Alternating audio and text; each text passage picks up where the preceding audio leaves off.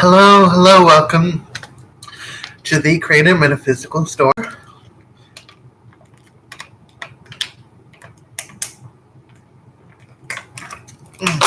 I'm so sorry. I was like super thirsty. I'm so sorry. Okay, so as you can see, the topic for this video is samhain or samhain. I hope I'm not butchering the name of this holiday. But the holiday starts, according to my research, goes from October 31st to November 1st. Now it is November 2nd. I did have a whole thing planned, but it kind of fell through. It's okay.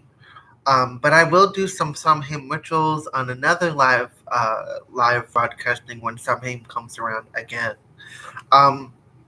This video was originally going to be information then a ritual, but because it's after the first, I can't do the ritual.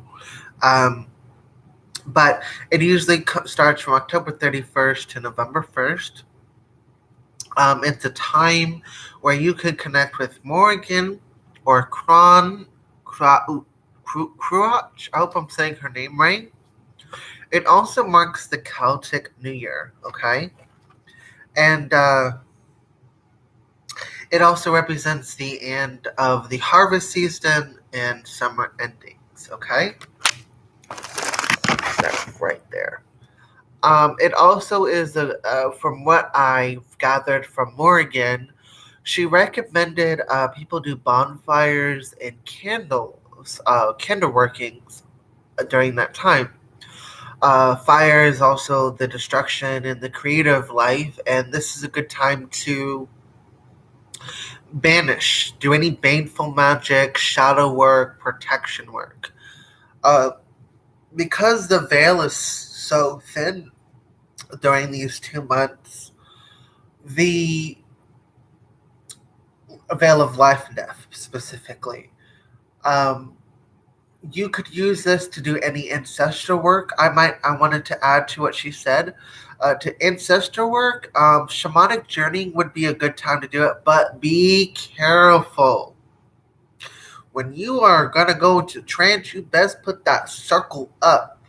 Okay? I say this because I don't want you to leave your body and then it's like you can't find your body because someone else, some other spirit took over your body. You know what I'm saying? Like, and I'll be a motherfucker to get it with. Okay. But this is a good time to also let go of things, to do any transformations, cleaning, and cleaning your house. This is a good time to do that because the fall cleaning, cleaning out what is no longer on your tree of life. What's falling off, you gotta let go, right? This is a good time to do any dance work or feast. They've also said that feasting is a good thing to do because basically you're celebrating all of your accomplishments, what you've harvested for the year. And mind you, this is fall leading into winter. So what Morgan was suggesting was that you don't do anything as far as trying to do something. Because this is all about the cold winter months, gathering your energy, hibernating, gathering your energy, and, until the spring, where you can then let all the energy that you've been gathering over the years, and boom, you're able to create. Now, this is a great time to build a Samhain altar, a celestial altar. I'm actually building a fall-winter altar. It'll change according to the season, but I bought some ginger roots and I bought 18 garlic cloves. I'm going to use 13 of them and string those up together, and it's going to look so beautiful. You'll see it. Now, things that you can eat during the Samhain time is apples, pumpkins, turnips, things of fall, garlic, onions, roots, and let's see. I believe I don't know much about fall fruits and vegetables, but um, those are some examples.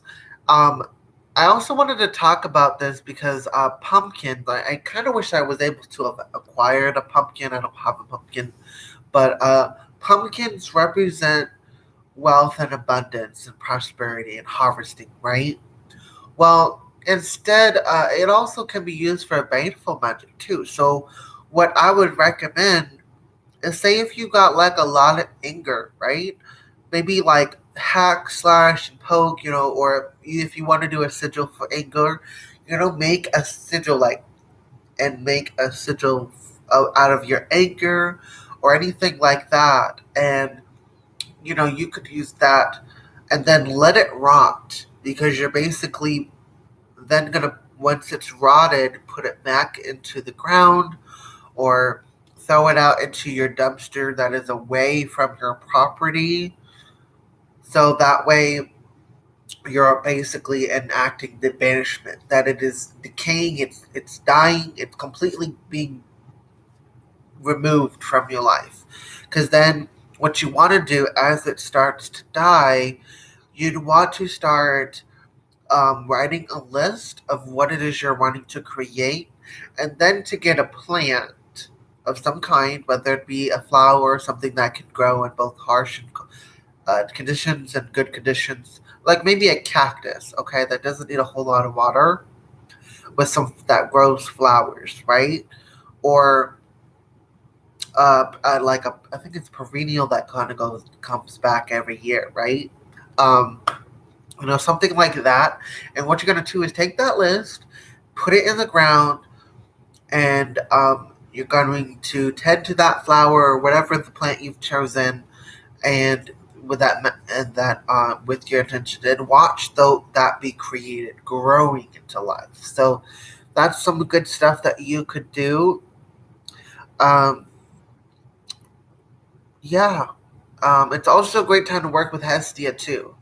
So, other than that, I think I pretty much covered everything. Let me just make sure there wasn't anything on page 2. Now, if you wanted to work with the Morgan, she is the goddess for death, witchcraft, protection, and retribution, which is punishment. So, if there are some people that have done you wrong, I would recommend doing some karma spell work. I'm actually going to do some karmic spell work with Morgan in a minute after this live stream. But she's good at protection too, and you got to think about death. Death is not the end; it's just the start of an end of one story and the beginning of a new story, right?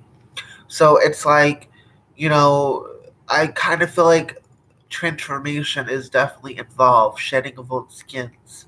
And she's the goddess of witchcraft, which is interesting because I also work with the Greek, the Titaness, Hecate, which she's a Titaness slash goddess of witchcraft too. So I think that's pretty interesting. Other than that, I hope that this informational video was helpful. Kisses, hug, and love to all of you beautiful, amazing souls. Magical blessings. Until next time.